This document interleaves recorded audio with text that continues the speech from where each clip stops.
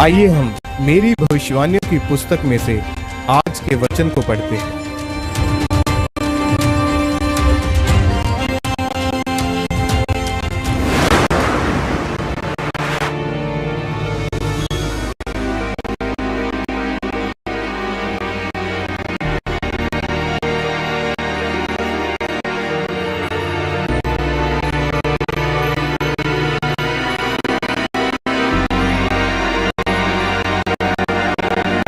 सदन जोर से परमेश्वर का थैंक्स करें आज के बड़े दिन के लिए।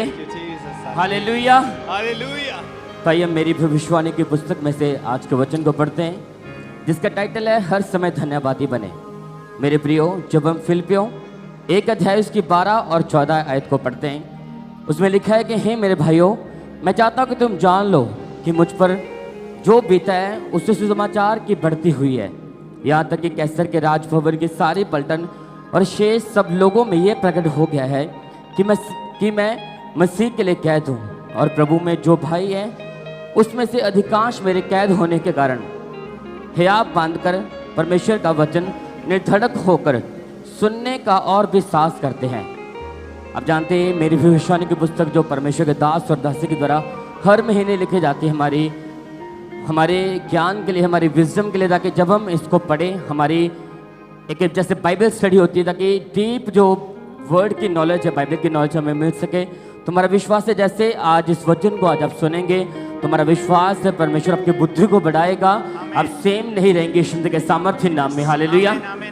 जिसमें परमेश्वर के दास आज के वचन में बताते हैं कि मेरे प्रियो, बाइबल बताते हैं कि पौलुस के समय में एक पुलिस की पलटन में 6 से 12 हजार सिपाही होते थे। पौलुस के द्वारा उस जेल में जहाँ पर वह कैद था, प्रचार करने के कारण उस सारी पलटन को मालूम हो गया था कि प्रभु यीशु से ही उद्धार करता है। लेकिन आज के विश्वासी को अगर हम देखें तो जब उसकी ज़िंदगी में थोड़ा सा भी झटका लगे या कोई परेशानी उसके जीवन में आ जाए तो वह विश्वास में बना नहीं रहेगा। अगर परमेश्वर का आत्मा आपके साथ है, आप जिस भी जगह में बुलाए गए हैं, आप उस जगह के मास्टर होंगे, और यही पवित्र आत्मा का काम है। वह जानता है कि आपके जीवन में परमेश्वर की क्या योजना है और परमेश्वर किस महानता में आपको लेकर जाना चाहता है। मेरे प्रियो, बाइबल आपको हमेशा महानता की ओर लेकर जाएगी, लेकिन वह आपको हर कामों में जांचता है कि आपका परमेश्वर के साथ कैसा संबंध है। जिस तरह पौलुस की ज़िंदगी में जेल थी, उस समय पौलुस बोल सकता था कि परमेश्वर क्या ये अच्छा नहीं है कि मैं जेल से बाहर रहकर तेरे काम करूं, पर पौलुस को ऐसा नहीं, पर बाइबल कहती पौलुस ने ऐसा नहीं कहा। परमेश्वर जिसने पतरस को बंदी गृह से छुड़ाया था तो वह पौलुस को भी छुड़ा सकता था, पर परमेश्वर ने ऐसा नहीं किया, क्योंकि परमेश्वर इंसानी दिमाग से नहीं बल्कि अपनी योजनाओं के अनुसार चलने वाला परमेश्वर है। अगर पौलुस बंदी गृह से बाहर भी होकर प्रचार करता तो वह अपनी ज़िंदगी में ज़्यादा से ज़्यादा 1.5 करोड़ लोगों तक पहुंच पाता, पर आज उसकी जेल में बंद होकर लिखी हुई पत्रियाँ जो 400 करोड़ से भी ज़्यादा लोग पढ़ते हैं, इसलिए परमेश्वर ने पौलुस को जेल में रखा और उससे पहले से भी ज़्यादा काम लिया। अगर पौलुस उस समय दिमाग की बात सुनता और परमेश्वर को कहता कि मुझे जेल से निकाल, तो वह इतनी सारी पत्रियां नहीं लिख पाता, क्योंकि सबसे ज़्यादा कलीसिया पौलुस की ही थी, और कलीसिया में सबसे ज़्यादा सुधार पौलुस के द्वारा किए गए। किसी भी प्रेरित की कलीसिया पौलुस की कलीसिया जैसी नहीं थी। पौलुस ने बंदी गृह में रहकर दूसरे लोगों को बदला, पलटन को बदला, सिपाहियों और सेनापतियों को बदला, और आज आप सब पौलुस की पत्रियों को पढ़ते हो। परमेश्वर के दास हमें बताते हैं कि मेरे प्रियो, आज लोग परमेश्वर से सवाल करते हैं कि परमेश्वर ने ऐसा क्यों किया, वैसा क्यों, वैसे क्यों नहीं किया, परमेश्वर ने ऐसा क्यों किया, वैसे क्यों नहीं किया, परंतु परमेश्वर अपने समय पर सब कुछ करता है। बाइबल कहती है कि शारीरिक व्यक्ति शरीर की आंखों से देखता है और आत्मिक व्यक्ति आत्मिक चीज़ों के ऊपर मन लगाता है।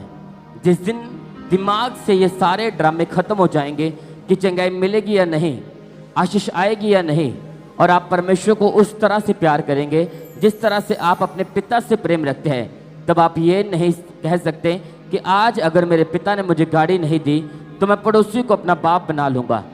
आप अपने पिता के पास ही रहेंगे। और इसी तरह से जब आपके दिमाग में ये बात आ जाती है कि प्रभु यीशु मसीह ही मेरा पिता और मेरा परमेश्वर है, तो आप इन ड्रामों से आज़ाद हो जाते हो। फिर आपकी ज़िंदगी शुरू होती है जिसके बारे में आपने कभी सोचा भी नहीं होगा। इसलिए मेरे प्रियो, चाहे आप किसी भी परिस्थिति में हो, अपने परमेश्वर में धन्यवादी बने रहना है। जिस तरह पौलुस ने जेल में रहकर भी परमेश्वर को धन्यवाद का बलिदान दिया, वैसे ही आप भी अपने कामों में परमेश्वर को धन्यवाद दें, ताकि परमेश्वर आपको महानता की ओर लेके जा के सके। प्रभु यीशु मसीह के सामर्थ्य नाम में मांगते हैं, आमीन, आमीन, हालेलुया। तारीफ करें सब जन, जोर से परमेश्वर का थैंक्स करें। अपनी आंखों को बंद करो सब जन और मेरे पीछे अंगीकार करें।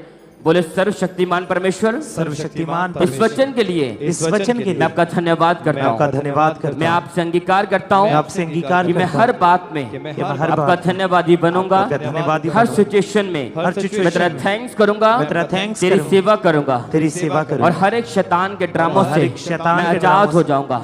आप मुझे ताकत दें, मुझे अनुग्रह दें, मैं तेरे साथ खड़ा रह सकूं और तेरी सेवा कर सकूं। प्रभु यीशु मसीह के सामर्थ्य नाम में मांगते हैं, आमीन। वेदों को परमेश्वर के दास के द्वारा जानने के लिए और ऐसी और नई वीडियोस को देखने के लिए हमारे YouTube चैनल को सब्सक्राइब करें और साथ में बेल आइकन को प्रेस करें, ताकि ऐसी और नई वीडियोस की नोटिफिकेशन सबसे पहले आप तक पहुंच सके। जुड़े रहें परमेश्वर की हजूरी के साथ। God bless.